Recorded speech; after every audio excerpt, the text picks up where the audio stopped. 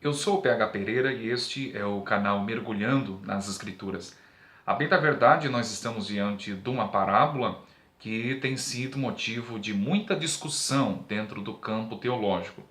E toda a discussão gira em torno a fim de saber se a parábola do rico e Lázaro, do Evangelho segundo Lucas, capítulo 16, versos de números 19 ao 31, não é? Se de fato é uma história fictícia, isto é, imaginária, ou uma história literal, real, verídica e verdadeira. E eu devo dizer-lhes que há bons teólogos, teólogos de peso, teólogos de um cabedal de conhecimento elevadíssimo, não é? Que defendem ambas as posições, não é? Há teólogos que defendem e são bons teólogos que creem na literalidade da parábola, e por outro lado, há bons teólogos que também creem que a parábola é uma ficção. Portanto, meus irmãos, eu penso que a parábola do rico e Lázaro, e eu faço mais parte dessa posição e dessa corrente de pensamento, que a parábola do rico e Lázaro é de fato uma história verídica, real e verdadeira. Eu devo apresentar-lhes algumas razões pelas quais creio na literalidade da parábola em si. A primeira razão pela qual creio, e prometo ser sucinto em minhas palavras, ok?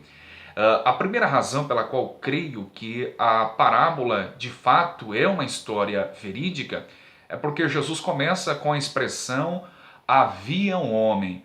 Ora, se não havia e Jesus disse que havia, logo ele mentiu, não é? Eu não creio dessa forma.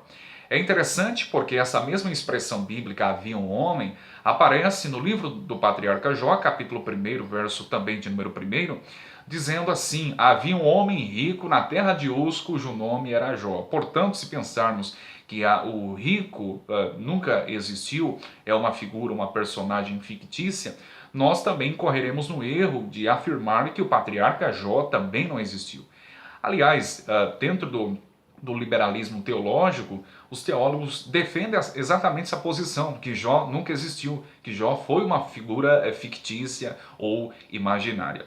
Portanto, eu não creio dessa forma, e esta é a primeira razão pela qual creio que a parábola de fato aconteceu. Jesus disse que havia um homem, e a mesma expressão aparece no contexto, na narrativa do livro do patriarca Jó.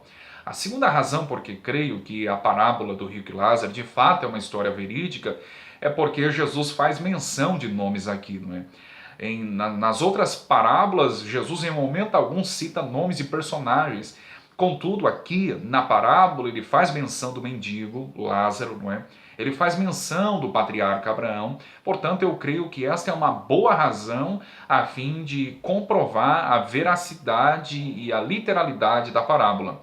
A terceira razão é exatamente porque nas demais parábolas os escritores bíblicos, os evangelistas, não é, começam usando as seguintes expressões: e contou-lhes uma parábola, e dizia-lhes esta parábola. Aqui na do rico e Lázaro, em momento algum, o escritor bíblico, isto é, Lucas, faz menção dessas expressões. Lucas narra a parábola dizendo que Jesus começa: ora, havia um homem. Em momento algum, Jesus usa expressões semelhantes.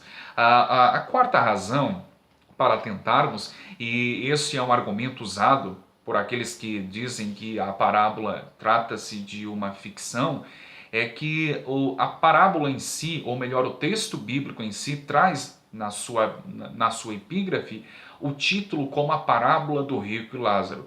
Contudo, meus irmãos, nós devemos atentar que epígrafes não são inspiradas.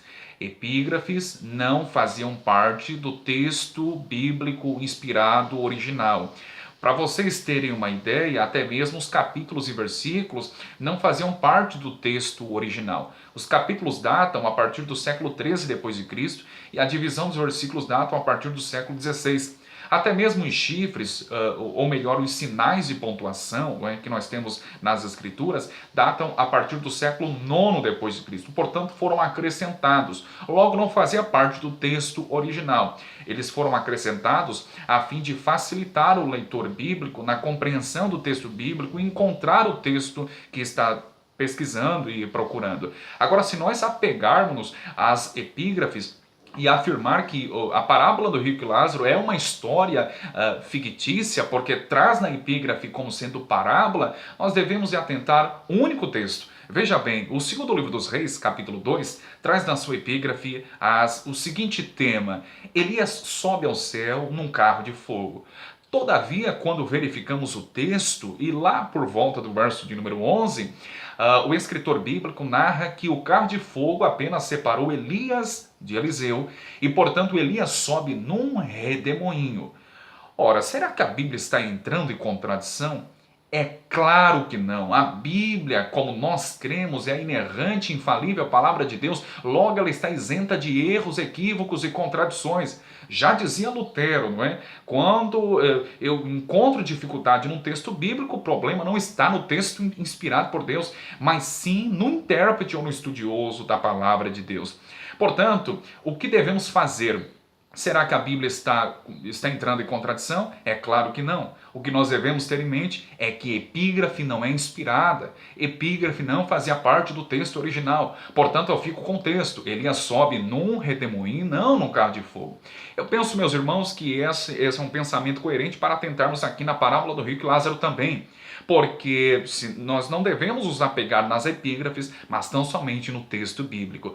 A quinta e última razão, e eu finalizo aqui, porque eu creio na literalidade da parábola, é porque é interessante que desde o capítulo 15 Jesus vinha dissertando ou discorrendo uma série de parábolas. Veja bem, Jesus inicia o capítulo 15 tratando de parábolas conhecidíssimas, como a parábola da ovelha perdida, a parábola da dracma perdida e a parábola do filho perdido. Na sequência, no capítulo 16, ele inicia como a parábola do mordomo infiel. Cita, mais uma vez, a narrativa imaginária de um certo homem muito rico também. Percebe que nesta série de parábolas, Jesus em momento algum faz menção ou cita as personagens envolvidas, em momento algum ele faz citação de nomes. Contudo, quando ele chega no verso 19, ele faz menção do mendigo Lázaro, ele faz menção de Abraão. Por isso eu penso que essas são boas razões para crermos na literalidade da parábola do rico e Lázaro.